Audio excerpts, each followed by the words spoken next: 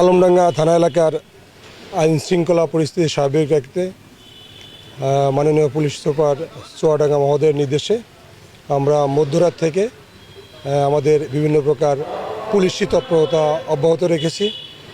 আমরা আমাদের থানা এলাকার আশেপাশে আমাদের যে সীমান্তবর্তী যে বিভিন্ন থানার সাথে আমাদের যে সংযোগ রয়েছে, বিশেষ করে হরিণাকুণ্ডু ইবি থানা এলাকা, মিরপুর থানা এলাকা এবং গাংনী থানা এলাকার আশপাশে বিভিন্ন গুরুত্বপূর্ণ পয়েন্টে আমরা বিভিন্ন অভিযান পরিচালনা করেছি।